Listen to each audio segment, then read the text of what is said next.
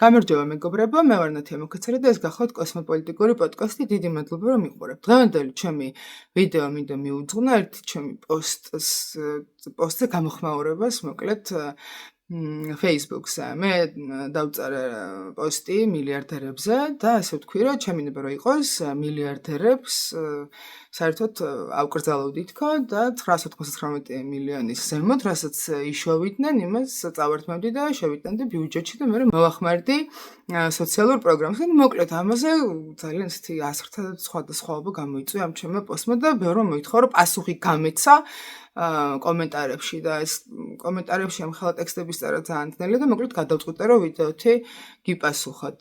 პირველ რიგში დავიწყებ იმით რომ მოკლედ პოსტი ეძღვნებოდა პირველ რიგში მამდანის მიღწევებს. ზორა მამდანი მოგეხსენებათ არის ნიუ-იორკის ახალი მერი, რომელიც არის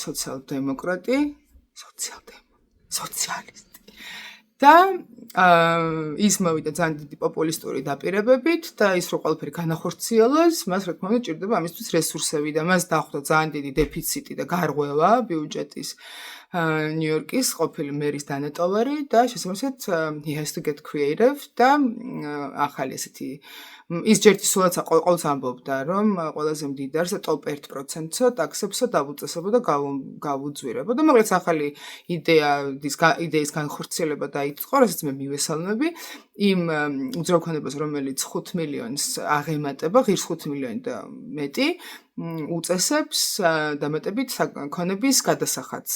ოღონდ ეს ვრცელდება მხოლოდ იმ უძრავქონებაზე, იმ ძვირფას უძრავქონებაზე, რომელიც არ არის პირვანდელი საცხოვრებელი მისი მფლობელის. ანუ აი ყველაზე მდიდრებს დაგდებული აქვთ ნიუ-იორკში სადღაც 50 მილიონიანი რაღაც პენტჰაუსი და არ იყენებენ. მოკლედ აი მაგებს დაუწესა დამატებითი გადასახადი თუ უწესებს და ამ ფულს გამოიყენებს მე უფასო ბაღებზე და ხა ვისაც ბავშვები გაგიზდიათ ნიუ-იორკის ნერ ქალაქში და ამერიკაში გადაცარევად იცით რომ ძალიან ძვირია ბავშვის გაზრდა. თან ახლა ესეთი მთავრობა რო არის მოსული ეს კაპიტალისტი რა ქვია კონსერვატორი მთავრობა რომელიც ამ ფობიებს თესავს ამერიკაში რომ აი თეთრები გადავშენდებით და ფერადი ხალხი ჭარბობს და ამერიკული კულტურა და რაღაც ის დარტყმის ქვეშ არის და ასე შემდეგ და ოღონდ ბავშვები გააჩინა და აბორტი თუ გაიკეთე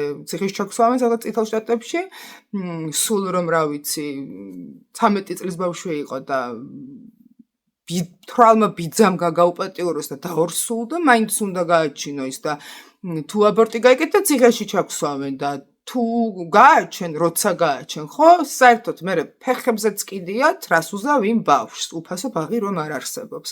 და შენ რომ არ შეგიძლია რომ თან ბავშვი გაზარდო, ამერიკაში ხო არ ცხოვრობენ 15 წუთის რადიუსში თავის მშობლებთან და დედამთილ მამამთილთან, ხო? უწევთ რომ თვითონ მიხედონ ამ თავის შვილებს და რანაირად უნდა მოახერხოს ამერიკელმა რომ თან იმუშაოს, თან გადასახადების გადამხდელი იყოს და თავისი კონტრიბუცია გააკეთოს მოქალაქეობრივი და თან კიდე ბავშვები უნდა გააჩინოს და რასა გაამრავლოს, ხო, რანაირად, ხო? ესე იგი რაღაცაში უნდა მიეხმარო. იმას რომ თავი დავანებოთ საერთოდ რომ ამერიკაში ურთულესი არის ეს ზოგადად ოჯახის დაგეგმარება. დაწყებული ის რომ თქვათ არ არის უფასო prenatal care, რაც ორსულობის პერიოდში რაც გჭირდება ორსულ ქალს მოვლა-პატრონობა, დეკრეტული შვებულება არ არის ელემენტარული რაღაცები, რაც არის ევროპაში აბსოლუტურად ჩვეულებრივი ამბავი და ამერიკაში ეს ითვლება, არ ვიცი, ამას თუ მოითხოვ, ხარ კომუნისტი. აი ზორა მამდანი და ბერნი სანდერსი რადიკალებად მაგიტო ითვლებიან რომ უნდათ რომ ამ ხრჩობაში არ ცხოვრობდნენ ამერიკელები და ამაზე იხარჯება ზორან მამდანის კამპანიაზე ძალიან ცოტა ფული დაიხარჯა, იმიტომ რომ მან ძალიან აგრესიული უარი უთხრა მილიარდერებს დაფინანსებას. აი მოდი მილიარდერებზე გადავერთოთ რატომაც საერთოდ გადავწყვიტე რომ ეს ვიდეო ჩავწერო. რას აშავებენ მილიარდერები? მოდი მაგაზე ვილაპარაკოთ რა. რას აკეთებენ და რას აგებულობენ? ხო, კარგად იცით, გათავისუფლებული გაქვთ ქართულ კაპიტალისტებს, მაგრამ აი მოდი ვთქვათ, რას აშავებენ. აი ზოგადად იქიდან რომ დავიწყოთ, რომ ზოგადად აი ამ ხალხის იმის გამო რომ ყველა პოლიტიკოსები ყავთ მოსყიდულები, რატო თქვი ზორან მამდანის პოლიტიკური საარჩევნო კამპანიაზე მან უარი თქვა, რომ დააფინანსონ მილიარდერებმა. იმიტომ რომ შემდეგ ის ანგარიშვალდებული არ ყოფილიყო ამ მილიარდერებთან და ნამდვილად მომსახურებოდა თავის ამომრჩევლებს. და ამაში მას მიეხმარა 100,000-ზე მეტი ნიუ-იორკელი, რომლებიც უფასოდ მოხალისეები დადიოდნენ და კარზე აკაკუნებდნენ, ფლაიერებს აძლევდნენ ამომრჩევლებს, ამერიკაში ძალიან ძვირია საარჩევნო კამპანია, ზოგადად რომ მიაწვდინო ხმან და შენი არსებობა გააგებინო, აღარ მახსოვს პროგრამა რო გააცნო მასებს, ამას ჭირდება ძალიან დიდი ფული და ამაში ყოველთვის ეხმარებიან ეს ფექები, ეს მილიარდერები და ეს რაღაცა დიდი რესურსის მქონე ორგანიზაციები, პირები და შემდეგ უკვე გავალებენ, რომ მათ ემსახურა და მამდანი მოახერხა და ეს ყველაფერი გააკეთა მათი დახმარების გარეშე და შესაბამისად საერთოდაც არ აინტერესებს ახლა რომ ეს მილიარდერები გაბრაზდებიან, რომ მათ ტაქსებს აუწევს. და არც ის საინტერესო ქართველები ამაზე ძალიან დარდობთ ზოგიერთი. ხო და ეს ამბავი ძალიან შეუმსუბუქებს ნიუ-იორკელებს ცხოვრებას, ყველა ნიუ-იორკელი დამეთანხმება ალბათ, ვისაც მშობელი ვინც არის. და ზოგადად ძალიან კარგი პრეცედენტი არის, რომ სოციალ-დემოკრატი, ესეთი წარმატებული პოლიტიკოსი არსებობს ამერიკაში. ეს არის რაღაცა ნავსის გადატეხვა, რასაც მე ძალიან მივესალმებ, რომ მე ხო ლევაკი ვარ. ის მილიარდერები, რომლებიც ცდილობენ, რომ ყველა პოლიტიკოსი იყიდონ. იმას რომ თავიდანვე ხშირად უცხო ქვეყანას ემსახურებიან, საერთოდ არ ემსახურებიან ამერიკას. ცდილობენ რომ დაგიწესონ აბსოლუტურად ყველანაირი რეგულაცია. აი, დაწყებული იქიდან თუ რა მინიმუმ ვეიჯს აიღებ, მინიმალური ხელფასი რა გექნება, როგორ დაიტაქსები, იმიტომ რომ არ უნდათ ამ ტაქსების გადახდა და რატომ გაგიჟდნენ ტრამპზე, იმიტომ რომ ტრამპი მოვიდა თუ არა, მათ დაუწია გადასახადები და რის ხარჯზე დაუწია, ხო? ანუ ბალანსი ხო უნდა შენარჩუნდეს, რაღაცა თანხა ხო უნდა შევიდეს ბიუჯეტში. შესაბამისად ამას აკეთებენ ღარიბზე ზეწოლით.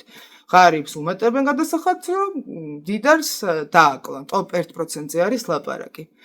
ხო და რამდენად სამართლიანია ეს, რა ვიცი, ქართველმა კაპიტალისტებმა გადაწყვიტეთ. ამერიკელ ხალხს მიაჩნია, რომ ეს არ არის სამართლიანი და ამან სწორედ გვაჩვენა ის, რომ მამდანისნაირი პოლიტიკოსი გახდა ესეთი პოპულარული და წარმატებული. და აი ამ მილიარდერების ნაყიდი პოლიტიკოსები გვიწესებენ დაწყებული ტაქსებიდან, დამთავრებული მინიმალური გადასახადი, როგორი ჯანდაცვა გვექნება. აი მოდით ვილაპარაკოთ ელემენტარულად ჯანდაცვაზე. Affordable Care Act-ი, ანუ სუბსიდირებული ეს დაზღვევის ფარგლებში არის ეგეთი რეგულაცია, რომ სადაზღვევო კომპანიამ უნდა დახარჯოს 80-85% დაზღვეულზე და რაც არ დაიხარჯება, ის შემდეგ მას უნდა დაუბრუნოს. მაგრამ როგორ გინდათ რამდენს აბრუნებენ? არც არ აბრუნებენ, რა თქმა უნდა. იმიტომ რომ მათ რა თქმა უნდა გააკეთეს მონოპოლია, ადგენენ და იყიდეს სადაზღვევო კომპანია ხო აქვთ, იყიდეს საავადმყოფოებიც, იყიდეს ფარმაცევტული რაღაცა კომპანიები, მთელი სისტემა, ექიმებიც მაგაზე მუშაობენ, ბინდსაც ეგენი მუშაობენ, ბამბასაც, წამალსაც, აბსოლუტურად ყველაფერზე, მაგრამ მოდიან შენამდე გეუბნებიან, რომ ყველაფერი დაიხარჯაო, 100%-ია. და რა თქმა უნდა, არაფერს არ გიბრუნებენ. ეს არის მონოპოლიების სისტემები, რომლებიც გახრჩობენ. აი ეს არის თქვენი კაპიტალიზმი რა.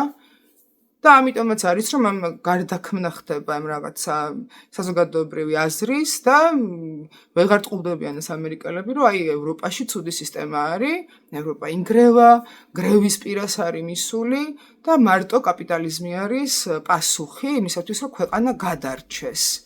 იმ დღეს ენერგეტიკის მინისტრმა თქვა, თუ არ ვცდები, რომელიღაცა მოკლედ რესპუბლიკელმა გამობრძანდა ტელევიზორში და თქვა, რომ ძალიან მე მესმის, რომ ბენზინ გასამარცადგურებზე ამერიკელებს მეტის გადახდა უწევთ, მაგრამ აი დაფიქრდითო, ნავთობ კომპანიებმა როგორ იხეირესო ფასის ზრდითო.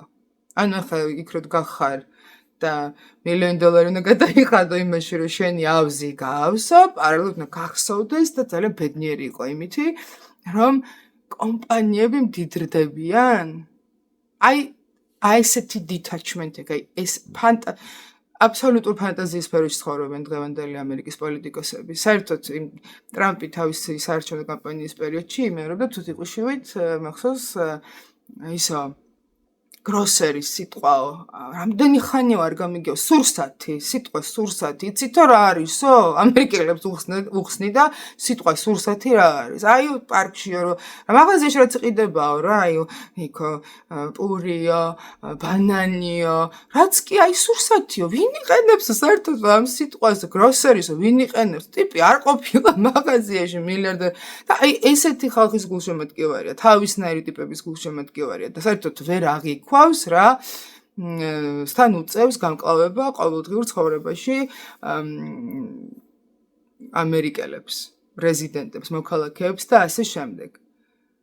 და ამიტომაც არის სწორედ რა, რომ ეს არის კლასების ომია, ეს კლასი ზედაპირ ტოპ 1% ყველაფერს სათავისოდ ირგებს და ამისათვის რა თქმა უნდა ყიდულობს პოლიტიკოსებს, მთელი კონგრესი, მთელი წარმომადგენელთა პალატა ნაყიდი აქვს, რომ მე აბსოლუტურად ყველა რეგულაცია და კანონი მოიგოს თვითონ და ეს ვის ხარჯზე ხდება?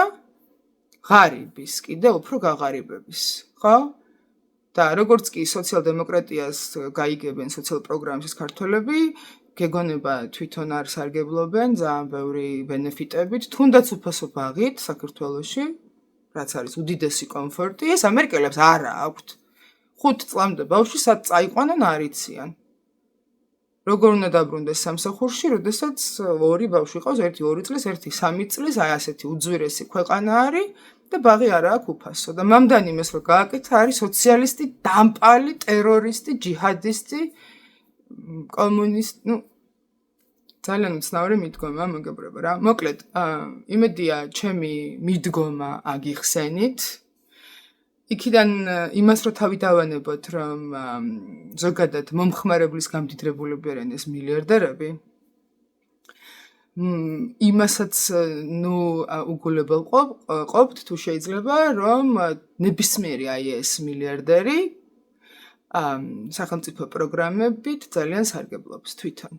ანუ ფაქტიურად წურბელები არიან ბიუჯეტის. ყველა არც ერთი არ გამდიდრებულა, არც ერთი არ არის ისეთი გენიოსი და თანამედროვე აინშტაინი, რომ ისეთი რაღაცა მოიგონეს, რომ კაცობრიობის იმას შეცვლიან კურსს. არა, ეს არიან უბრალოდ კარგი ბიზნესმენები, რომლებმაც რაღაცნაირად მოახერხეს და გახდნენ ფავორიტები.